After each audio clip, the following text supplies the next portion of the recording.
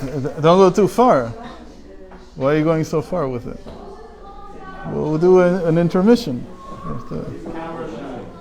That's why the camera's only on me.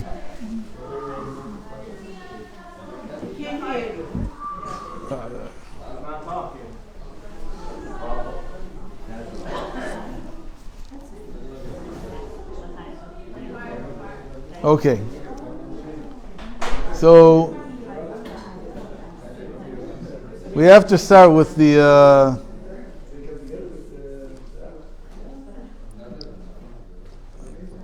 with our biggest adversary in marriage, and we have to figure out how to win against this adversary. It's the same enemy that we have in life in general, but in marriage it's a lot harder actually, and that is what we call monotony. And things just seem to repeat day after day after day. And you have to break the monotony. So what do you do in marriage? How do you liven stuff up? How do you make it real again?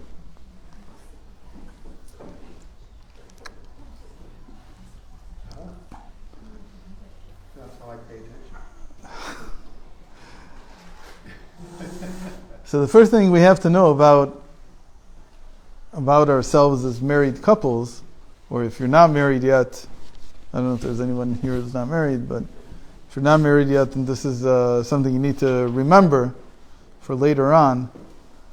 So you have to remember that when God created Adam and Eve, He called them both together by the same name. He called them Adam together, Adam. And why did He call them Adam together? It says, Zachar v'nekava Bra'am v'ikra shmam Adam. Why did He call them both Adam together? Because really, both the man and the woman, the husband and the wife, have to resemble something else. To be an Adam comes from the word Adameh. I will be like. If there are no aspirations of being like someone, then monotony sets in. Now, we early on in life, we give up on all our dreams. But part of fighting, that's the Yetzer Hara itself. That a person gives up on his dreams, that's the Yetzer Hara. That's the evil inclination in the person. You have to come closer. There's two options. Either I yell or you come closer. So, since I'm not going to yell, we're only left with one. What does that mean? It means that monotony is really when a person is tired. And so they fall into a pattern. And they keep repeating the same thing again and again because it's the easiest thing to do. But if you want to stay alive, you have to feel the city shaking and everyone's breaking. You have to feel that. If you don't feel that the world is shaking, that's why from time to time Hashem shakes up the world for us. Because otherwise we'd be lost in our own monotony. There would be no difference between when we were 30 and when we're 60. But the problem is, as we get older, so we lose this ability to search, to be, to become. But the word Adam, the name Adam, actually means to resemble something. You have to decide what you want to resemble. It's one of the most important things a person has to always have in mind. Every shaliach of Chabad that goes out and becomes a shaliach, I can promise you what he wants to resemble. I know what he wants to resemble. Thank God, he doesn't give up, I hope, he doesn't give up on his dream. What does he want to be? Everybody knows. What? He wants to be the Rebbe. So some people think that that's terrible. What do you mean? How could I be the Rebbe? I don't have the same, it's some kind of sacrilege. It's opposite. If you don't have something that you want to resemble, something that you're striving for, you die very quickly inside. So you have to decide, what do I want to be like? Obviously, if you're only going to be a replica, a copy, so that's not going to lead you very far, because you're not the same person as what you want to resemble. But you can't give up on that. And you have to figure out how that object of my desire can be fulfilled through me. Like, who is that in me? Now, specifically, Adam and Eve, they weren't meant to resemble someone else, because there was no one else around. Who are they going to resemble? They don't have any role models. They only have one role model.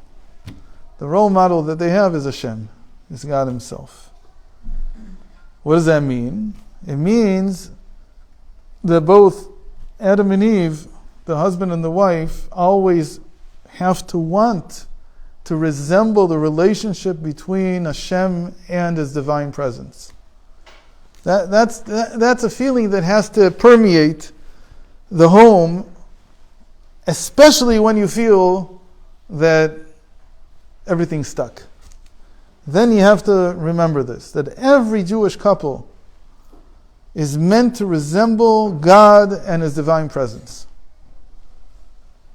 And obviously you have to learn a little bit about what does that type of relationship mean, but let's think about it a little bit and try to develop it.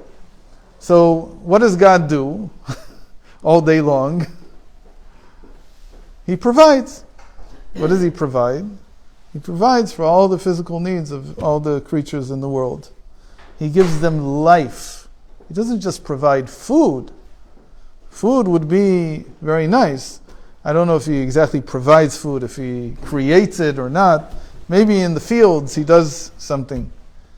But when we say that He provides, what we really mean that He provides is not the physical sustenance, but rather the life force inside. The life force that we all feel. That is Hashem. That's what Hashem is providing all the time. What does that mean? It means that the husband always has a duty to provide life in the home. He has to bring the most common complaint that I hear from my wife is that you don't take initiative. Anybody else in touch with that feeling? Why don't you take initiative? It's not the initiative in the sense of, you found the most amazing thing in the world to do. Who cares? We're not 5-year-olds. We don't need that. What we need is the feeling that there's life here, that something's going on, that you want to move. You want to move the situation. You want to move your home. You have to want to do that. What does the divine presence do all day long? Okay. So the divine presence, where's the divine presence always? Where doesn't it not move from? It's always there. It's always in the Holy of Holies. It's always on the Temple Mount. It's always in the Beis HaMikdash. So what is the divine presence searching for? It's searching for holiness. It's searching of creating holiness at home. So one of them is taking challah. So there's an old art called baking bread. And you would think that baking bread is like, who needs? You can go to the bakery, or you can go to the supermarket and get it. But the truth is, when you make bread at home and when you take challah, it's a completely different experience. Completely different. And the nurturing part of wanting to feed your family, when you make the bread yourself and you take the challah yourself, it changes everything. It's a simple thing that everybody who knew the secrets of the Torah was very makpid on, meaning they always made sure to do this. At least for Shabbos.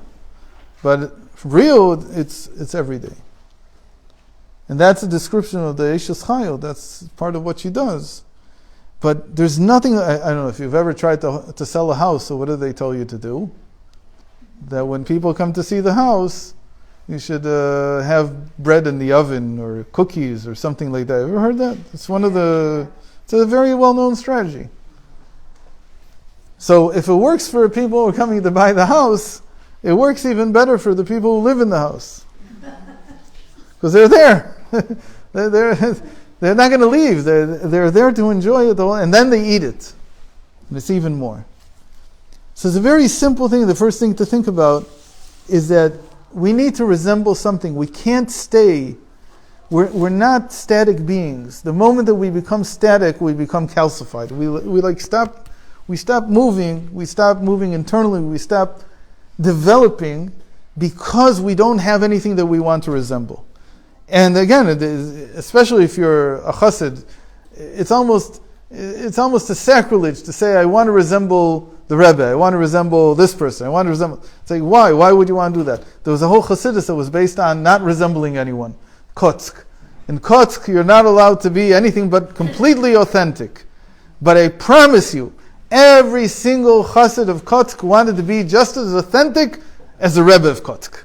They all wanted the same thing, because that's how human beings are.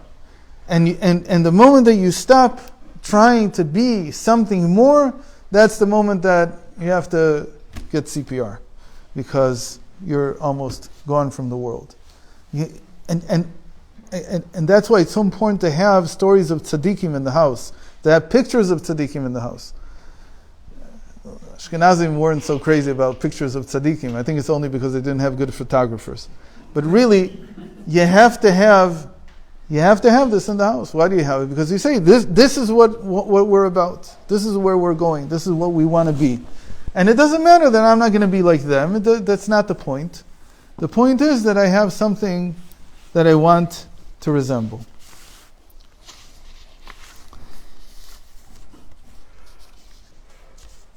There's something that happens almost every single time that I speak to couples that are not completely observant or partially observant. I hear the husband, this especially happens after a couple of years of marriage, after one child, two children. The husband invariably has this secret that he has to tell me. And he asks his wife, can you please leave? I need to speak to him for a moment alone. I already know what he's going to say, because it's all the same. So he comes and he says, I'm disappointed in what my wife looks like. Almost every single one of them says the same thing. Why are you disappointed? Why? He says, because she doesn't look the way she looked when we got married. She looks different. So obviously you didn't want her to hear that. And what's the remedy? What can you do? How can you solve this problem? It's everywhere. And women are very hurt by it, and the men don't know what to do, and they're lost in between this situation.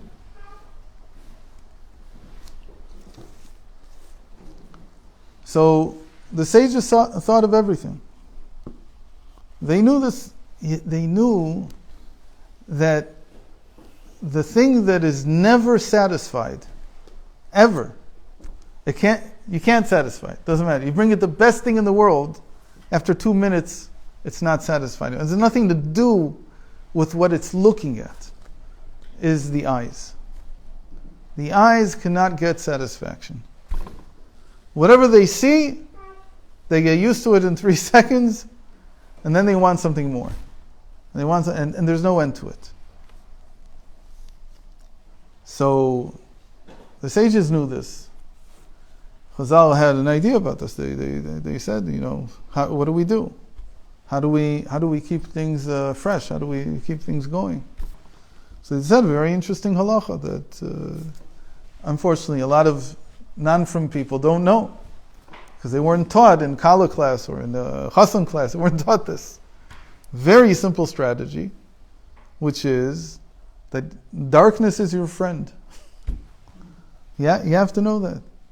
That the eyes can never be satisfied, but the thing that's always, it's not just satisfied, but it's always excited, is feeling, is touch. Touch is completely the opposite from the eyes. And if you were makpid on that simple halacha, that whenever there's intimacy between the couple, it should be in complete total darkness, there's no end. There's no end to the excitement. It's a very simple thing, and people just don't know it. So, the truth is, the first time I encountered the question, I didn't know what to think. I said, how could that be? How would you know if she looks like this? How do you know? And then it hit me, wait a minute. They know because they're not in darkness. They do it, they think that it's like some kind of... But intimacy means, first of all, cutting out the eyesight. That's where the intimacy really begins. And then the whole relationship changes. And again, it has nothing to do with if she looks different or if it's simply the eyesight. You have to get over it. You have to say, eyesight stays out of the game. The moment that you want intimacy, eyesight is gone. It can't be there. And it works wonders. I've never had a couple come back, or at least a man come back and say, I'm not satisfied anymore. Suddenly they're all satisfied. Suddenly everything's okay. That's a very... Now, that's... There's another thing that's very problematic for men. Hosting. Especially on Shabbos. And there's a principle that I learned very early on from Rav Ginsburg, because I had a lot of disappointment from my wife that she didn't want to have 50 people around the table. That's what I wanted. I wanted there to be that. And so I went to him and I said, what do I do? It never works out. It's like always not good. So he says the simple rule is that only a woman can decide who's being hosted in the house in general and especially on Shabbos. And it's a very, very important rule to keep. Because the home belongs in that sense to the wife. It doesn't belong to the man. And the man in that sense is almost like a guest at the table. And guests don't invite guests. It doesn't work that way. So it has to come from her. So in that respect, there's another very important thing that before I got married, Rav Steinsaltz took me aside, and I guess he thought I had this problem, which I'm not sure I had, but he thought I did. And he said to me, there's a story in the Gemara about Rabbi Akiva and his wife Rachel, and that he once came home after 7 years of not being home, and 12 years, sorry, not 7. 12 years of not being home, and he overheard her speaking to a neighbor who asked, how are you capable of not having him at home for 12 years? And his wife said to the neighbor, if it was up to me, maybe some women feel that way, if it was up to me, he can go for another 12 years. But she really, even if you hate your husband, you can't say that. Unless you really just don't want him. But that's how most people understand the story. They understand that somehow she was willing to miraculously give up on her relationship with her husband. He can be in the yeshiva. It doesn't sound real, right? Something sounds fishy with the whole story. How can that be? And if you were here a few months ago, we were talking about the difference between men and women. So you said that women, their basic need is relationship. And it's safe to say it many different ways. They say, Tav lemeitav tandu mi lemeitav armenu. It's better to sit together, like I said, even if you don't like him. It's better to have a relationship than to sit alone. To sit alone is the worst. So how could she give up on this? So he told me that's not the story. People don't understand the story. So the story is like this. That when Rabbi Akiva and Rachel first got married, Rabbi Akiva didn't know how to read and write even. So at first he went to a cheder. And you know what cheder is like. They start at 8 and they finish at 12 or 1. So that's what he did for the first year. He was in cheder. So every day he finished work at 1 and he came home. So he was with her for the first year, every day, even more than most people are. The second year, he already went to yeshiva ktana. He went to a little yeshiva for little boys. So there they finished a little bit later. And that's what he did for a whole year. And he mastered that. The next year, he already went to Yeshiva Gdola. Yeshiva Gdola, okay. So you come back at 5 in the evening. So he came at 5 in the evening. That was the third year. The fourth year, he was very good. So he moved through the grades very quickly. And then he finished Yeshiva Ktana. He goes to Kvutza. And Kvutza, already you go for a little bit away from home. So at first, they lived right near. It wasn't like they lived a long way from where he studied. So every night he would come home. After a while, she said to him, I see that it's difficult for you to make the trip all the time.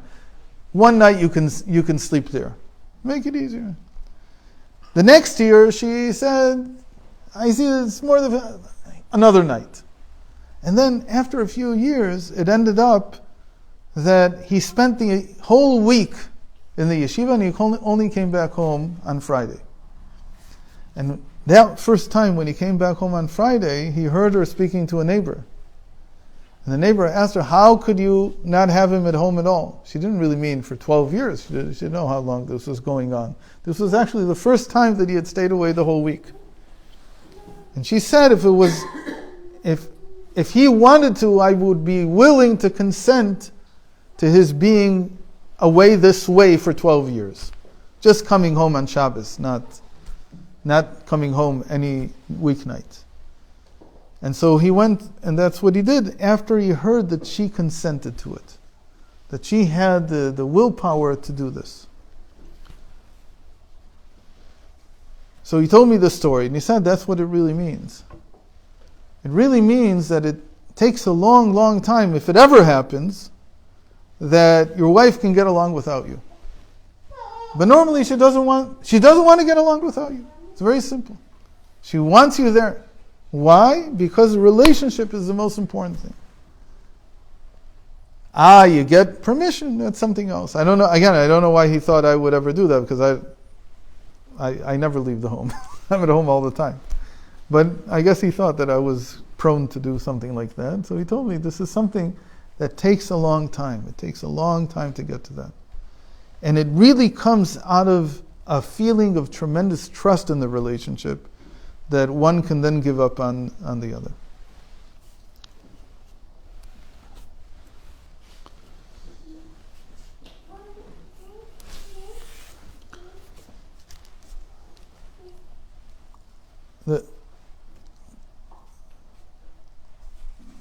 Not always marriage works so well. And there's hiccups and there's problems. And sometimes you have to go to a marriage counselor. So you have to choose very wisely who to go to. Because there's different types of counselors in the world. There's counselors called lawyers. They're not very good counselors, even though they're called counselors, right? Counselor. That's what they call each other in court. But the problem with the lawyer is, and there's marriage counselors who think this way, is that what they're looking to do is protect your interests. And this is the poison of marriage.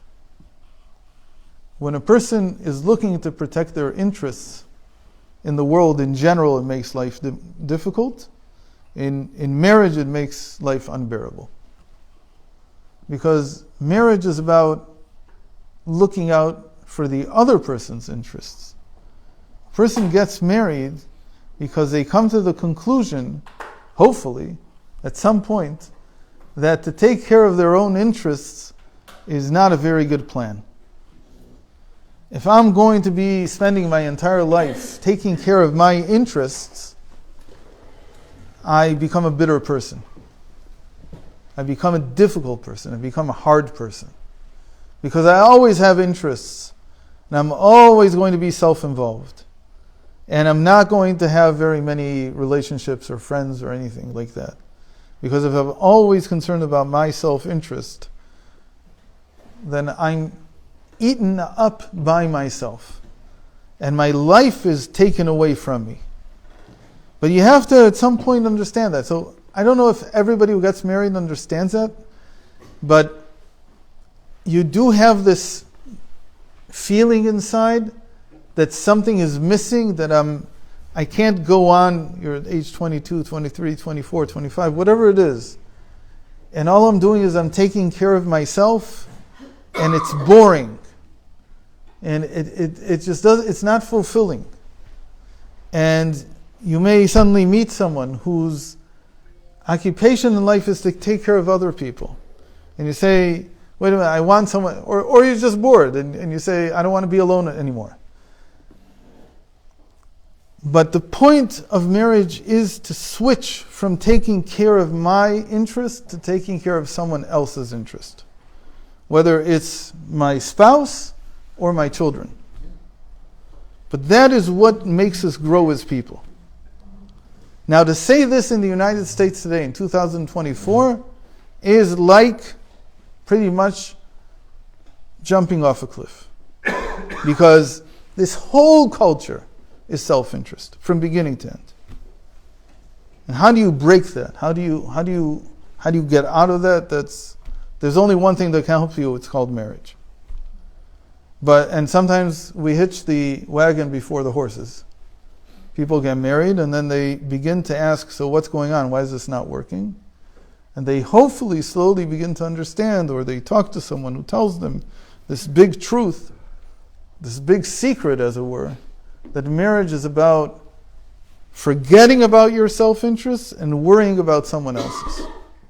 And hopefully when both sides do it, then you still have someone taking care of your interests. The big difference, though, is that they're not partial. They're not biased. They can see really what you probably need. Not always, but better than you can. Because when it comes to my own need for my satisfaction, there's no end to it. I can never again be satisfied. But when someone else, when I am willing to entrust my interest to someone else, to my spouse, I can usually rest assured that I'll get what I need and not more than that. And by taking care of other people's interests, that's how we grow as people. We said before that we're supposed to resemble God. So what interest does God have in the world? Is there anything that the world can give him that he couldn't give himself? So his only interest really, as it were, in the world is that he has an opportunity to take care of other people, to take care of other people's interest. Now I know that when I say this, even if I agree with it at this moment, the next moment my ego takes over. And it says, yeah, my interests except for 1, 2, 3, 4, 5, 6, 7, 8. Right. But really that's what marriage is about. And the more trust there is that I can give the responsibility to fulfill my interest to my spouse, the better and the deeper the marriage becomes. But, like we said, there's marriage counselors who don't understand that. And they think that having a good marriage is balancing the interests. Meaning you stay with your interests, with your needs, she stays with her interests and her needs, and let's figure out a way to somehow make them work together. But when that's the game plan, then there's almost no way to make them work together, because by definition, interests of the self are separate, they're different. and they're always bound to run into one another and clash. And so marriage becomes a long ordeal of clashes between interests. And there's only one way to do it. Only one way to get rid of this. It's to entrust my interest in the hands of my spouse. And this takes time. It's not something that you do overnight. But that's the strategy. And you have to think. So you can't go to a marriage counselor who's thinking like that. There's another type of marriage counselor who thinks, and again, it's true to some extent, that it's about how you feel. It's not about your interest, but it's how you feel. And so they have these drawn out sessions. And how does this make you feel? And how does this make you feel? And how does this make you feel? And hopefully after you've felt everything you can possibly feel, then you can bring people together because they now understand how the other one feels. I'm not saying that it's completely untrue, but that is only the emotional level. And you can't really work only at the emotional level because we're much more complex than that. Even if somebody knows how I feel, and I'm very happy that they know how I feel, but in the end they don't act in a way that is taking care of my interests, then it doesn't matter that they know how I feel. I mean, it's very nice, it's very good, but it's not enough. So you really have to go to a marriage counselor who understands this principle of giving up on one's self-interest. And that has to be the motivation to get married also. That's why I have to marry someone. It doesn't happen, I said, it doesn't, someone who's about to get married the next week, they can't expect that from the first day they can give all their self-interest to their spouse and everything will be fine. It won't work that way either.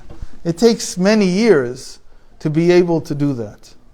It takes many years to be able to trust someone enough to come and say, I don't have to pursue my own self-interest. It's enough for me that my wife does. I know of many tzaddikim in Yerushalayim who don't know what the kitchen looks like. And somebody would say, that's horrible. What do you mean? They don't know how to make anything?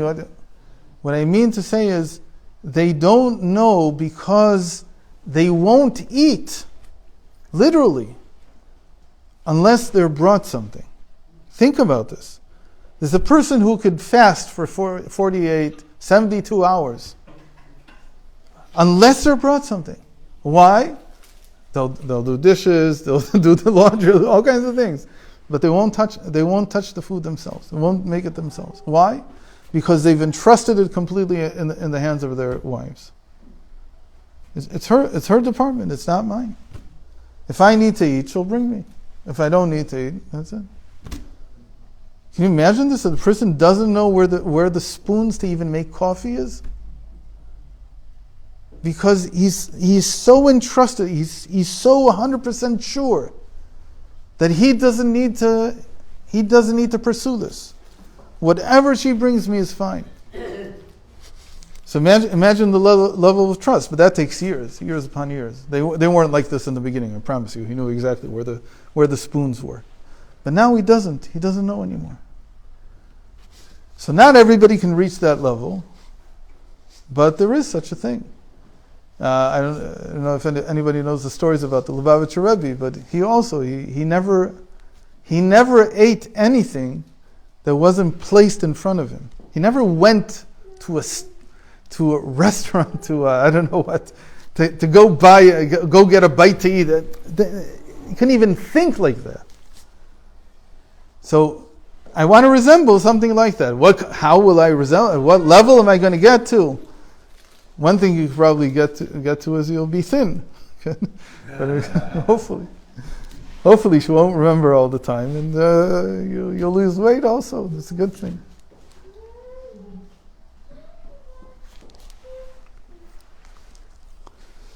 But there's an even higher level of marriage counselor, and this is what we call a marriage counselor who's a pele yoetz, who's a wondrous counselor, something else. And this type of marriage counselor is when you go to a tzaddik. And a tzaddik, he may not be very good at hearing out the emotions and how do you feel, and he may not even fully understand interests because he's given all his away, so he doesn't know exactly that whole game is about. But a wondrous counselor is someone who teaches you one thing, is to have faith.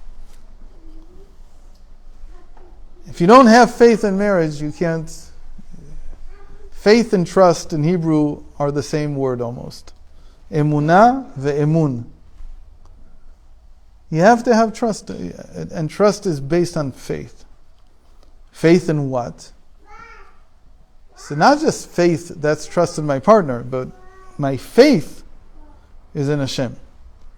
If Hashem is not in the marriage, if the Shekhinah is not in the marriage, and again by faith, what do I mean?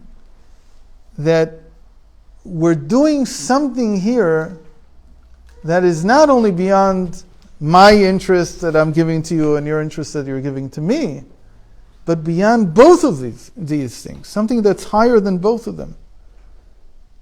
That when we're a couple, and again, you can't. I don't know if a person can think like this all the time. I don't think it's possible. But from time to time, you have to have this thought that as a couple, we are Adam and Eve. You have to feel that once in a while. That what we are is exactly what Hashem wanted when He created the world and He made man. And together we're called man. And if I have faith in that, that's what this wondrous counselor gives me. He reignites that faith, that there's a purpose to this. That this is not just in order to grow, it's a divine purpose of being here in the world and being together. And when you remember that once in a while, then it alleviates a lot of the tension that collects. Because even in the most perfect of circumstances, there's tension that collects. And you have to get rid of it in some way. And the way that you get rid of it is you bring the infinite in. And Hashem, He can carry everything. Anything you throw at Him, He can carry. So it's another thing that you have to think of once in a while. How do you do this? You take your wife or you take your husband and you go out into the woods for a little bit of time. And you sit there by yourselves. And there's no one else around. There's nothing else. Reb Nachman was very big on telling the men to go out and talk to Hashem, which is what they need. We talked about this the last time I was here. That men need to feel that they're before Hashem all the time. That's what gives them strength. They need to feel that they're like God. Mamish, they need to feel that they have these infinite powers of an ability to rule the world, like Hashem does. So he sent the men out to the field to speak to God. But when you send a couple out into the field, it's not in order to speak to Hashem. It's in order to feel that they're like Adam and Chava when the world was created. They're the only couple that's here. You have to have that experience from time to time. Do it once a year on your wedding anniversary. It doesn't matter when. But from time to time, remember that. Because there's infinite meaning to being together. Much, much more than my growth and everything else. Even that is only in the seichel. It's only in the intellect and what the intellect can understand. But in faith, I go beyond even that.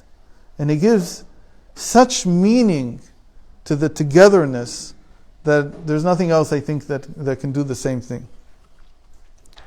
So maybe it's a little tense here. So maybe you want to sing something more.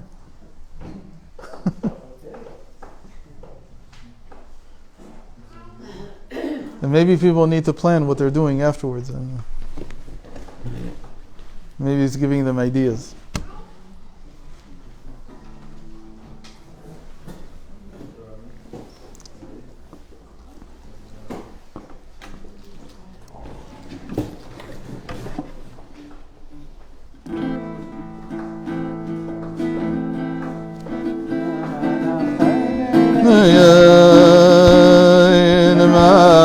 חי וריי